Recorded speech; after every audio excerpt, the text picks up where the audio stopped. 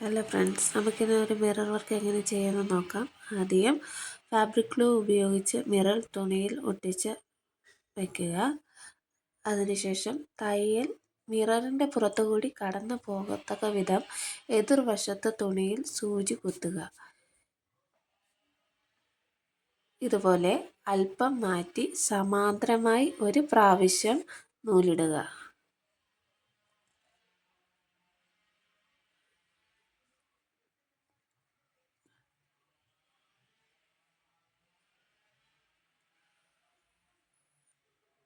അതിനുശേഷം ഒരു നൂൽ മുകളിലും ഒരു നൂൽ താഴെയും വരത്തക്ക വിധം വിലങ്ങനെ മിററിന് മുകളിൽ കൂടി നൂൽ വരത്തക്ക വിധം തയ്ച്ചുറപ്പിക്കുക.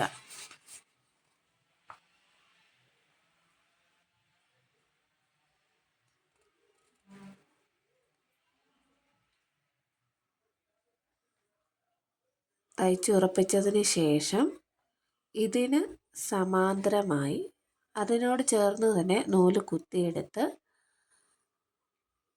ഒരു നൂൽ മുകളിലും താഴെയുമായി വരത്തക്ക വിധം മുൻപ് തയ്ച്ചതുപോലെ തയ്ച്ചുറപ്പിക്കുക.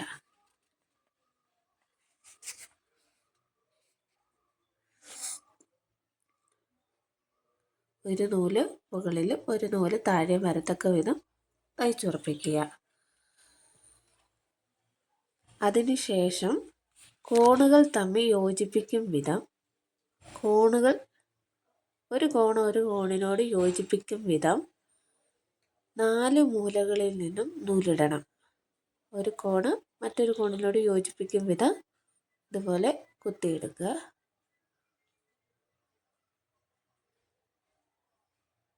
അതിനുശേഷം അതിൻ്റെ എതിർ കോണിലേക്ക് നൂല് കുത്തുക.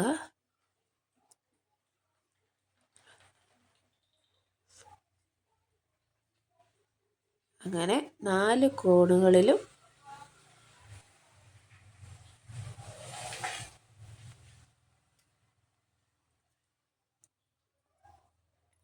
ഇതുപോലെ 4 മൂലകളിൽ നിന്നും നൂലുകൾ ഇടുക.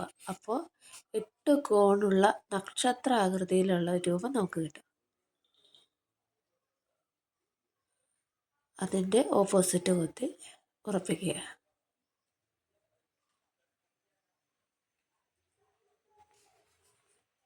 ഇപ്പോൾ നക്ഷത്രം പോലെ തോന്നുന്ന വിധത്തിൽ നമുക്ക് നൂല് കുത്തിയെടുക്കാൻ സാധിക്കും.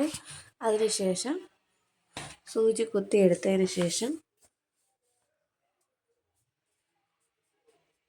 മിററിന് മുകളിൽ എടുത്ത ബാറിനുള്ളിൽ കൂടി സൂചി താഴേക്കെടുത്ത് തുണിയിൽ കുത്തി സൂചിയുടെ താഴെ നൂലിട്ട് വലിച്ചെടുക്കുക. അതിനുശേഷം ഒരു കുഞ്ഞ് ചെയിൻ തയ്ക്കുക തുണിയിൽ.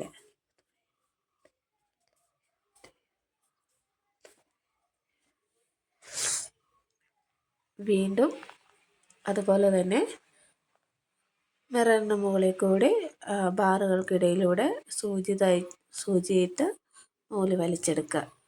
ബട്ടൺ ഹോൾ ചെയ്യുന്ന പോലെ ചെയ്ത് അതിനുശേഷം താഴെ തുണിയോട് ചേർത്ത് ഒരു ചെയിൻ സ്റ്റിച്ച് തയ്ക്കുക.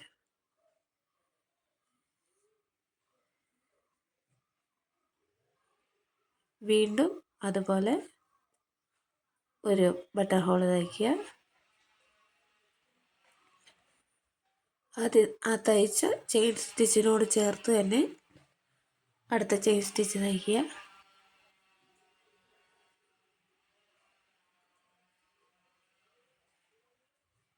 ഇത് മിറർ ഇളകി പോകാനോ അത് പശ വെച്ച് ഒട്ടിച്ചില്ലെങ്കിൽ ചില സമയം നമ്മൾ തുണി അലക്കുമ്പോഴൊക്കെ മിറർ ഇളകി പോകാനുള്ള ചാൻസ് ഉണ്ട്.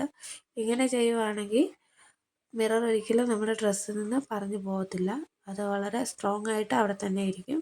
നമുക്ക് തുണി അലക്കുമ്പോഴോ ഒന്നും വാഷ് ചെയ്യുമ്പോഴോ ഒന്നും ഇത് പോകാൻ ഇടവരില്ല.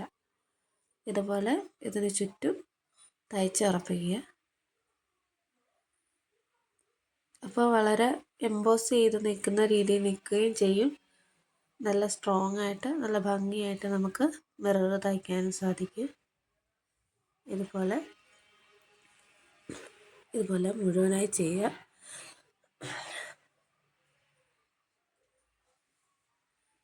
ആദ്യം ഒരു ബട്ടൺ ഹോൾ പോലെ തയ്ക്കുക. അതിനുശേഷം ഒരു ചെയിൻ സ്റ്റിച്ച് കുത്തുക. ആദ്യം വലത്തു നിന്ന് ഇടത്തോട്ട് സൂചി എടുക്കുക, പിന്നെ നൂലെടുക്കുക, പിന്നെ ഇടത്തു നിന്ന് വലത്തേക്ക്. ആ രീതിയിൽ നമുക്ക് വളരെ ഈസി ആയിട്ട് ഓർത്തിരിക്കാൻ ഈസിയാണ്. അങ്ങനെ ചെയ്യുമ്പോൾ ആദ്യം വലത്, പിന്നെ വലത്തു നിന്ന് ഇടത്തോട്ട് എന്ന രീതിയിൽ ഓർത്തിരിക്കാവുന്ന രീതി നമുക്ക് ചെയ്യാൻ സാധിക്കും.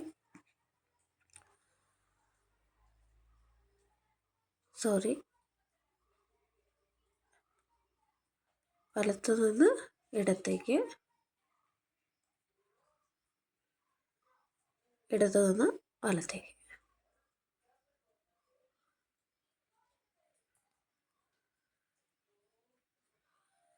ഇങ്ങനെ മുഴുവനായി തയ്ച്ച് പൂർത്തിയാക്കുക.